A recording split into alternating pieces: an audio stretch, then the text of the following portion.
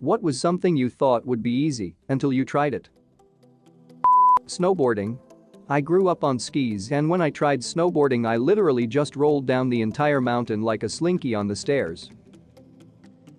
I've heard several people say this.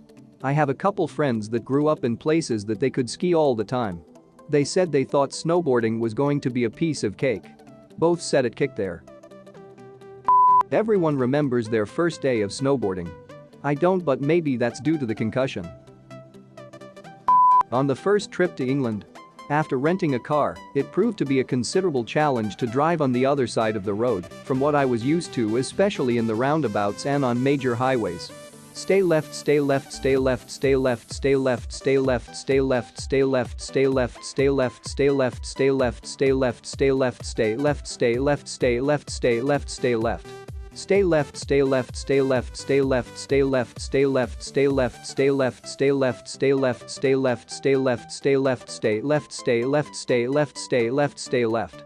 Stay left, stay left, stay left, stay left, stay left, stay left, stay left. Drive away, drive away, drive away, drive away, drive away, drive away, drive away, drive away, drive away. Sirens intensify. The amount of pain in the shins is too damn high. Skiing is basically like standing. If you can stand, you can ski. Snowboarding, you need to use every muscle in your body or you die. As someone who does both, the best way I've found to describe the difference is that skiing is, in general, much easier to learn, but harder to get really good at. Whereas snowboarding has a much steeper learning curve, but once you get pretty good at it, you will progress very quickly. Playing the guitar. The jump from not being able to play anything to playing basic chords and a couple songs you like isn't that much, and it makes you feel like such a bad. But the jump again to a working musician is astronomical. I tried and just got burnt out and it wasn't fun anymore. Playing guitar is so much harder than I thought it would be. I've been playing for about 6 months and it's a ton of work. Somewhere between 100 and 200 practice hours, a lot of the fundamentals start connecting to each other and everything comes together. You're probably getting close to that. Seconded, but even then you are still really just a beginner, and that's okay. There is a huge difference in hours practiced between someone who does it as a job every day and a hobbyist.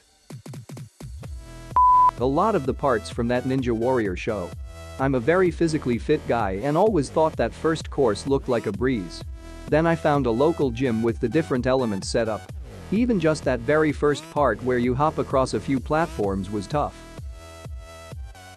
Running. I was like, yeah, I smoke and drink, but I can definitely run like the wind. No. Quit smoking after my first run and I'm now 3 years smoke-free. Yes. I'm also almost 3 years smoke-free and loving running. Totally changed my life. What do runners and smokers have in common?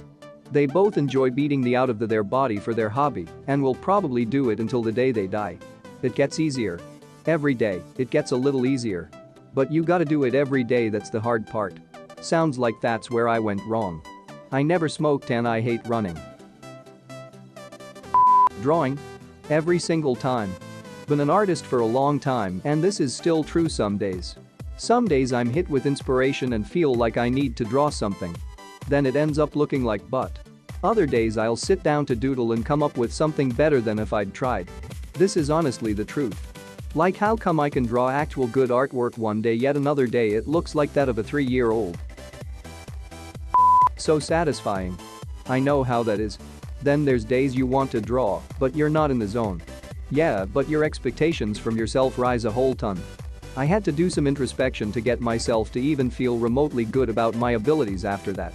Yeah, one day I was thinking the same, and just suddenly this thought popped out: it's better to be just flow with what you love to do, rather than force yourself to love what you do. That's very true, for some people more than others. I feel like artists and scientists are the ones who can't stop their passion. Creativity is a muscle. If you don't use it, it atrophies. Dude, never skip creativity day at the gym. Is that guy curling a number 2 pencil? Yeah, I saw him doing shoulder presses with a sketchbook earlier as well. Dude, never skip creativity day at the gym. What does that entail? Going to the gym, standing in front of the mirrors where the weights are, and working on your stand-up routine. Lol. That one gif of the guy in a horse mask doing CrossFit. Mudding and taping sheetrock. It's easy. Unless you want it to look good. That's the issue. Mine never looks good. Not even patchwork. True. I can see every imperfection and bubble whenever I go into the room. No one else seems to notice, but I do. That's one of the reasons I always sub out my Tyler drywall work. Not only is it messy and tedious, but if I do it I'm so much slower to make it look 10% better. If I walk in after someone has done the work, sure I notice defects if I look, but I don't look at it for hours as if I was doing it myself. Learning a second language, I understand it's far easier as an adolescent, but, conversational German for an English speaker is very hard for me. Deutsch sprach schwer sprach Gorla me come again? Gorla am I once more? Making and maintaining friends as an adult. I never really put much thought into this until I had no friends left in adulthood and realized how easy it used to be as a kid in school in comparison. Any good methods you can share? Asking for a lack of friend. For me it's around shared hobbies and experiences with anyone you do know, even a co-worker. Managing your own time, self-discipline. There are a lot of things that can distract you and bam it's 9 p.m. and nothing has been done. Seriously. You can take one lazy day as an adult and you're somehow a week behind, but not any less tired. Submit a bug report. This is unplayable.